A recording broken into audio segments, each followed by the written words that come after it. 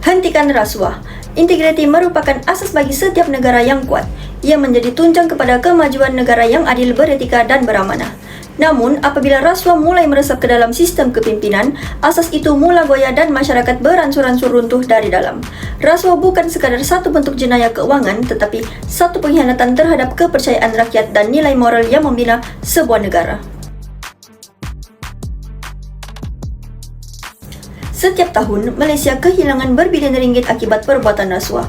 Wang sebanyak itu sepatutnya digunakan untuk membina sekolah yang lebih baik, menyediakan hospital dengan kelengkapan mencukupi dan menambah baik kemudahan awam demi kesejahteraan rakyat.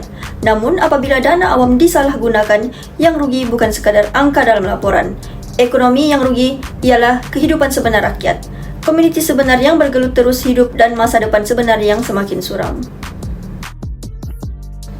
Rasuah bukan sahaja mencuri wang rakyat, tetapi juga mencuri kepercayaan. Apabila masyarakat hilang keyakinan terhadap pemimpin mereka, mereka mula hilang kepercayaan terhadap keadilan dan kemajuan. Akibatnya, golongan kaya terus mengaut keuntungan, manakala golongan miskin semakin terhimpit dalam kesusahan.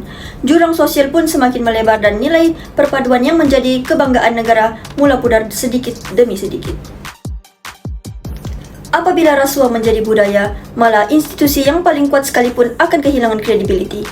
Sistem keadilan menjadi berat sebelah, keputusan perniagaan berpihak kepada yang berkuasa, dan undang-undang mula melindungi kepentingan individu tertentu berbanding kepentingan rakyat.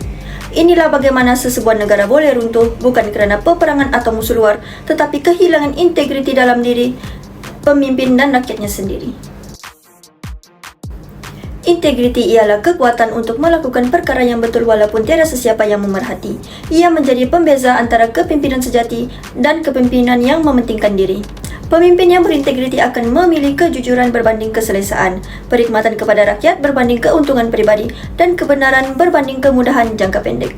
Pemimpin yang seperti inilah yang menjadi contoh kepada masyarakat dan menjadi tiang kepada negara yang makmur. Selain itu, integriti juga membawa kestabilan yang berpanjangan.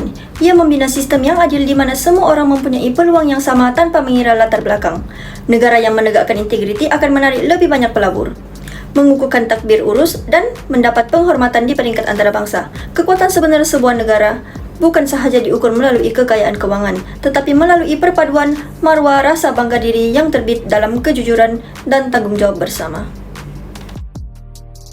Namun, integriti tidak boleh hanya bergantung kepada pemimpin. Ia mesti hidup dalam hati setiap rakyat. Kita semua sebagai warga negara merupakan penjaga kepada nilai kejujuran dan accountability dalam negara kita. Suara kita penting dan tindakan kita membawa makna. Apabila kita memilih untuk berpaling dan berdiam diri, rasuah akan terus menang. Tetapi apabila kita berdiri bersama bersatu menentang ketidakjujuran, rasuah akan kehilangan kekuatannya. Setiap individu mampu memainkan peranan dalam memerangi rasuah dengan cara yang mudah tetapi berkesan. Laporkan sebarang aktiviti yang mencurigakan kepada Suruhanjaya Pencegahan Rasuah Malaysia (SPRM). Sokong pemimpin yang telus dan bertanggung jawab. Tegas menolak sebarang bentuk rasuah, sama ada memberi atau menerima. Didik orang sekeliling tentang bahaya rasuah kerana kesedaran adalah pertahanan paling kukuh yang kita miliki. Ingatlah, integriti bukan tanggung jawab orang lain, ia tanggung jawab kita semua. Rasuah mungkin telah memusnahkan banyak perkara, tetapi integriti mampu membina semula segalanya. Bersama-sama, kita boleh memulihkan apa yang telah hilang, kepercayaan, keadilan dan maruah sebagai sebuah bangsa. Sudah tiba masanya untuk kita bersuara, berdiri teguh dan terus jujur. Masa depan Malaysia bergantung kepada tindakan kita hari ini. Negara yang bersih bermula dengan hati yang bersih. Oleh itu, marilah kita lindungi nilai integriti. Bukan sahaja untuk diri kita sendiri, tetapi juga untuk anak-anak kita dan untuk Malaysia yang kita cintai. Dengan integriti sebagai perpaduan, kita boleh membina sebuah negara yang kukuh dan dihormati, dan penuh dengan harapan. Ingatlah, integriti asas kepada sebuah negara yang kuat.